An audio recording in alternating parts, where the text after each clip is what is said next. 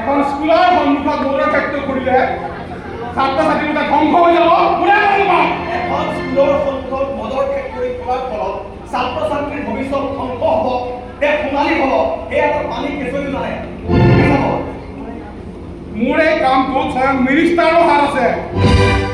আৰে minister MLA থাকিবই, তেওঁলোকক টকা লাগে আৰু টকাৰ বৰবাদ তেওঁলোকক বন্ধ কৰি ৰাখিছে। কিন্তু আমাৰ দৰে পেটে ভাতে খাই থকা মানুহক আপুনি টকাৰ বান্দিলত বন্ধকত ৰাখিব নোৱাৰে। না তুমি কি বুলি ভাবিছা? তোমাৰ এই বাজে কথাবোৰ শুনি মই মোৰ ফেক্টৰীটো বন্ধ কৰি দিম নেকি? আৰু আপুনি কি ভাবিছে যে আপোনাৰ এই দম আৰু ধমকি মই মোৰ প্ৰতিবাদ বন্ধ কৰিম? এয়া অসম্ভৱ। এই প্ৰতিবাদ কেৱল মোৰ নহয়, এই ৰজাগড় অঞ্চলৰ প্ৰতিগৰাকী লোক এই প্ৰতিবাদৰ সৈতে সংঘবদ্ধ হৈছে আৰু এই প্ৰতিবাদ চলিয়ে থাকিব।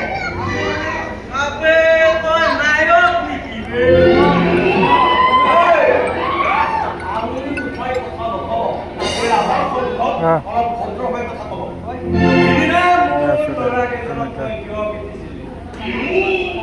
গাভৰু ছোৱালীৰ গাত হাত দিয়া, আপোনাৰ ল'ৰাক ঢুকি দি মই কি ভূত লৈ পূজা নচলা মানুহ লাগিছিল নেকি?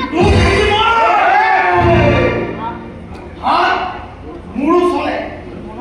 মনত ৰাখিব, এই ৰাজা ভালত ভাল আৰু বেয়া বেয়া।